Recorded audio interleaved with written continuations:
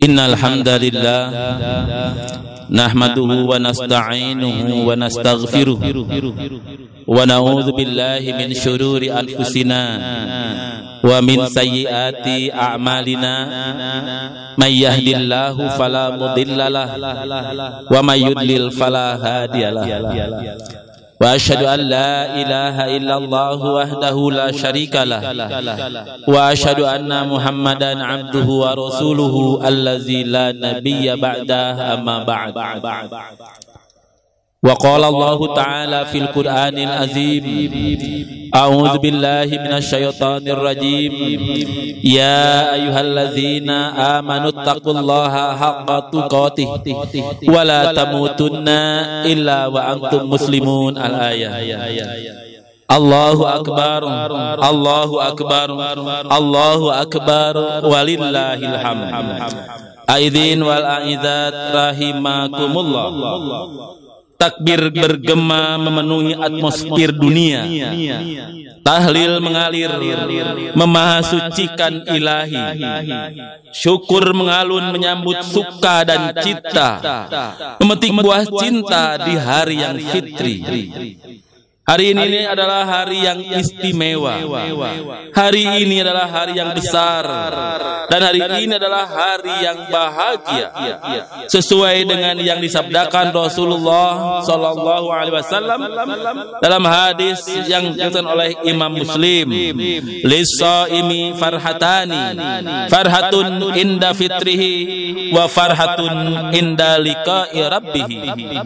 Bagi orang yang saum ada dua kegembiraan, yaitu kegembiraan ketika dia berbuka berhari raya, dan kegembiraan kedua adalah kegembiraan yang hakiki ketika bertemu dengan Allah Tuhannya.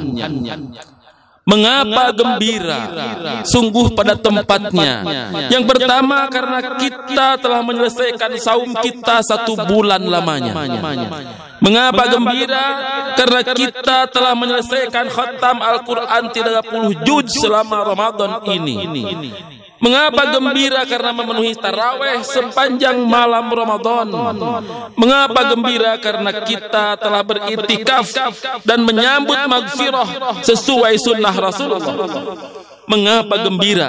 Karena kita selalu berinfak dan ditutup dengan zakat fitrah. Bagi yang tidak melaksanakan, hilanglah kegembiraan.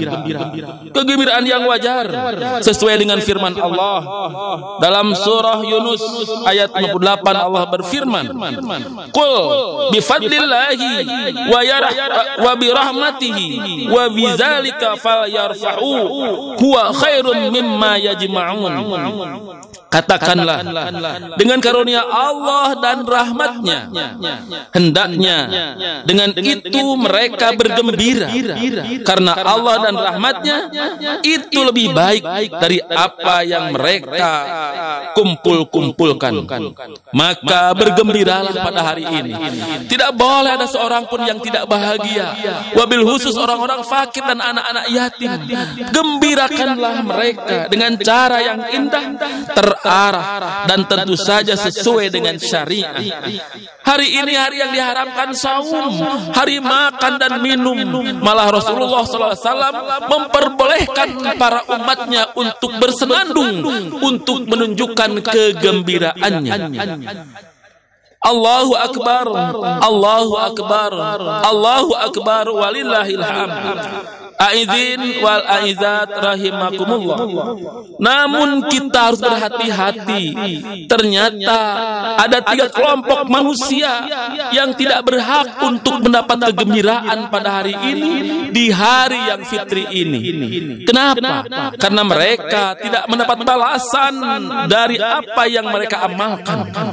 Tidak diangkat salatnya, terpenjara pahala saumnya, tertolak pahala dan rahmat bacaan Qur'annya, dan sia-sia infak sedekah dan iktikafnya. Siapakah mereka itu? Rasulullah SAW bersabda dalam hadis Ibnu Majah nomor hadis 971, salasun la tartafi'u salatuhum fawqa ru'usihim shibran, rajulun amma qauman wa hum lahu karihun, wa imra'atun batat wa zawjuha 'alaiha sakhitun, wa akhawani mutasariman. Ada 3 manusia yang beribadah tapi tidak diangkat salatnya walau hanya 1 jengkal di atas kepalanya, yaitu para imam atau pemimpin yang dibenci oleh kaumnya, istri yang tidur sementara suaminya sedang marah kepadanya, dan 2 orang teman, 2 orang manusia yang tidak bertegur sapa dan bermusuhan di antara mereka. Maka Allah menahan amalnya dan menolak ibadahnya. Ternyata ibadah bahdoh yang kita lakukan dengan sepenuh hati tidak menjamin kita mendapat pahala dan terampuni dosa sehingga masuk surga jika tidak diiringi dengan islah dan indah dengan sesama kita. Ilmu dan amal seorang imam tersandera oleh keikhlasan dan keadilan terhadap umat. Begitu pula ibadah dan kesalehan seorang istri tergadai oleh kebaktian dan keridhaan suaminya. Demikian pula pengabdian dan ketekunan kita seorang hamba dalam beribadah terikat dengan hubungan silaturahminya dengan teman dan saudaranya. Allah berfirman dalam surah Ali Imran ayat 112, duribat alaihimud dillatu aina ma saqifu illa bihablim minallahi wa hablim minan nas. Mereka diliputi oleh kehinaan di mana saja mereka berada, kecuali jika mereka berpegang teguh kepada agama Allah dan berpegang teguh kepada tali perjanjian sesama manusia. Bahkan ketika Rasulullah telah menyelesaikan khutbahnya, beliau datang menghampiri kaum ibu-ibu yang ada di barisan belakang dan ia menyampaikan sebuah ayat hadisnya. Ittalatu fil jannati fara'aitu aksara ahliha al-fuqara wattalatu fin nari fara'aitu aksaruha ahlaha an-nisa. Rasulullah sengaja datang menghampiri ibu-ibu di belakang barisan. Aku diberikan keistimewaan oleh Allah untuk melihat penghuni surga. Ternyata kebanyakan penghuninya adalah kaum fuqara wal masakin, dan aku melihat kepada neraka. Ternyata penghuninya kebanyakan adalah perempuan. Ketika ditanya oleh mereka para perempuan Aisyah radhiyallahu anha, apakah kami tidak beribadah atau kami kurang amal? Rasulullah menyampaikan ketika ditanya penyebabnya adalah tuksirnal li'an wa yakfurnal ashir wa yakfurnal ihsan. Dalam Al-Bukhari nomor hadis 1052. Kenapa? Karena mereka para perempuan banyak mengumpat, ngobrol. Mereka tidak bersyukur kepada suaminya dan mereka menghilangkan kebaikan suaminya. Jika ada satu celah dan cacatnya, maka diangkatnya. Kecelaan dan kecacatan itu seakan-akan tidak pernah berbuat baik suaminya kepadanya. Allahu akbar, Allahu akbar, Allahu akbar, walillahil hamd. Dari uraian di atas mencerahkan kita agar tidak boleh berbangga dan berbahagia dulu karena merasa banyak beribadah dan beramal saleh. Apabila merasa punya tiket, apalagi kalau dia sudah merasa punya tiket surga, ternyata ada hal penting dan tidak boleh kita lalaikan, yaitu kebersihan hati di antara kita, saling ikhlas di antara kita, dan hubungan silaturahmi, saling memaafkan di antara kita. Dalam hadis riwayat Muslim, Rasulullah menyampaikan, la yadkhulul jannata qati'un aw qati'ur rahmi. Tidak akan mencium bau surga orang yang memutuskan silaturahmi, mereka yang tidak saling memaafkan di antara kita. Saling maaf-memaafkan, ada indah dan ketentuan bagi peminta maaf sebagai responsibility, tanggung jawab bahwa dia telah berbuat salah, dan remorse sebagai penyesalan agar tidak mengulanginya lagi, serta renewal yang artinya pembaharuan sehingga hidup lebih baik, jiwa baru dan suci. Adapun orang yang memaafkan itu lebih mulia dan lebih indah pahalanya sebagai restorasi, pemulihan, karena ketika kita mendendam sebuah kebencian adalah sebagai sampah yang kotor dalam diri kita, sampah kebencian, marah, mangkel, itu dibuang dengan memaafkan. Yang kedua, agar kita move on, terbebas dari kekecewaan masa lalu. Dan yang ketiga, efektif energi baru agar kita bisa menatap masa depan dan efektif ke depannya, agar apa yang kita miliki, potensi kita dapat digunakan untuk beramal saleh. Seseorang akan bersama dengan apa yang ia inginkan di momen yang indah ini. Marilah kita jaga dan pelihara persahabatan kita. Pemimpin, baik pemimpin rumah tangga, pemimpin RT, RW dan di atasnya, pemimpin masjid harus adil dan takut dengan azab Allah.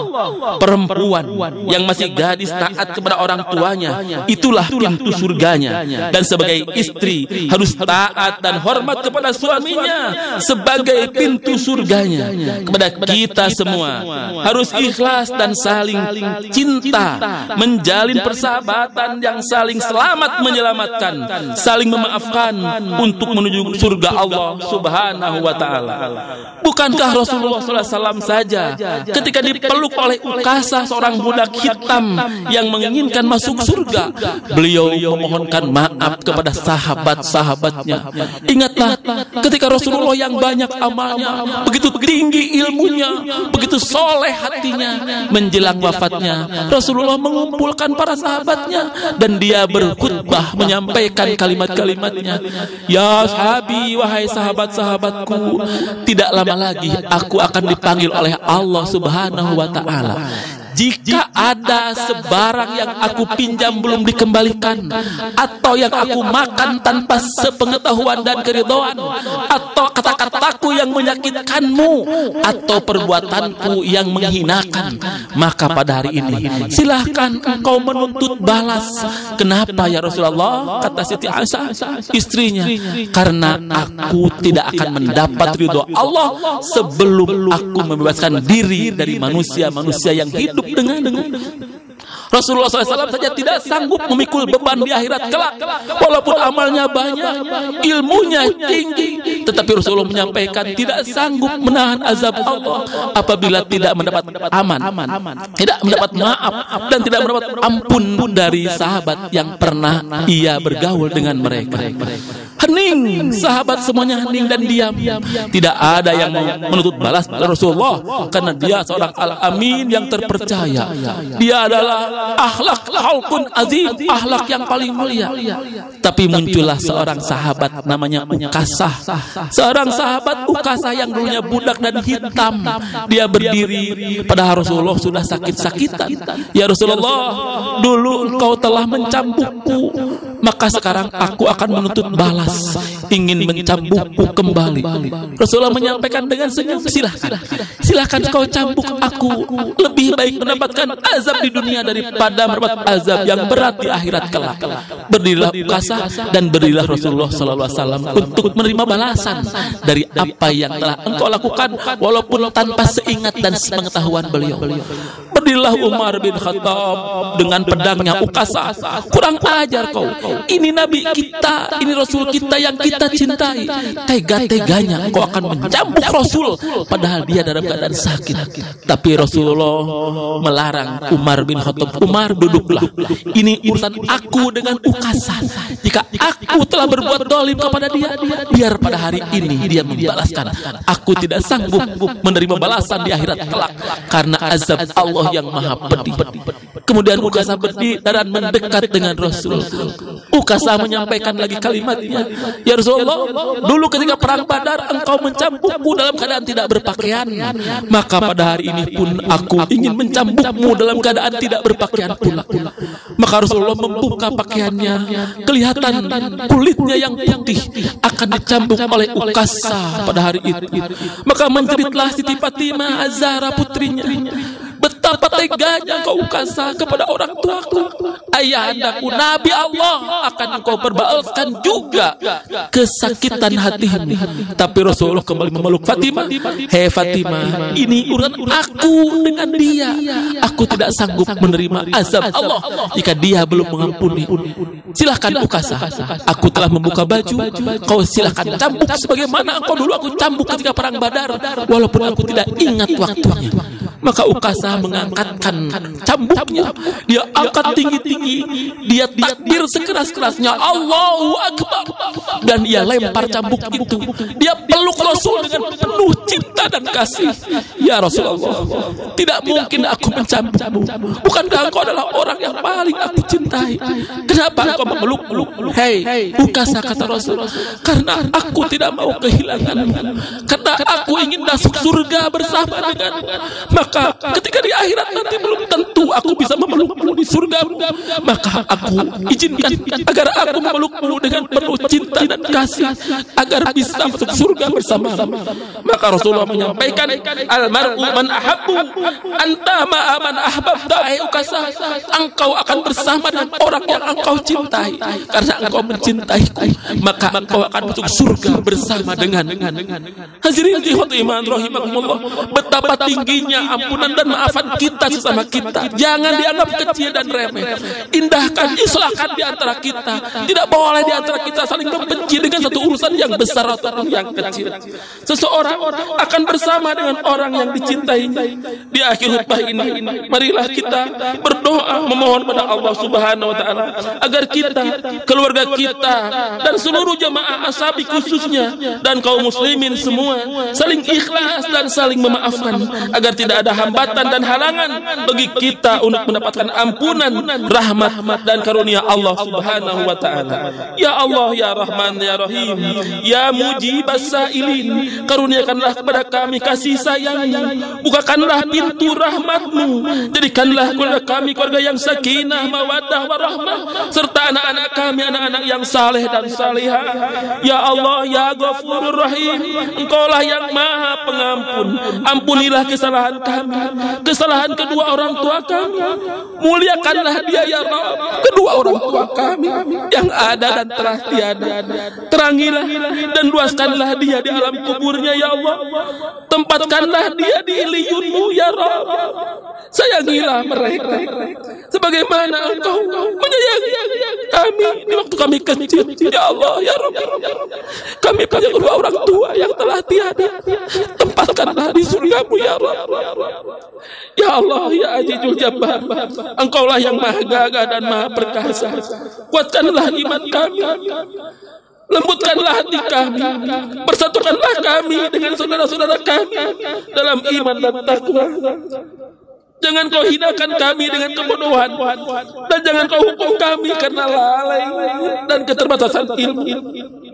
Ya Rabb, sebagaimana Engkau kumpulkan kami di dunia dalam kebaikan, kumpulkanlah kembali kami dengan kedua orang tua kami di akhirat kelak dalam ridho dan surga-Mu ya Rabb. Rabbana zalamna anfusana wa illam taghfir lana wa tarhamna lanakunanna minal khasirin. Rabbana atina fid dunya hasanah wa fil akhirati hasanah wa qina adzabannar. Subhana rabbika rabbil izzati amma yasifun wa salamun alal mursalin walhamdulillahi rabbil alamin. Taqabbalallahu minna wa minkum.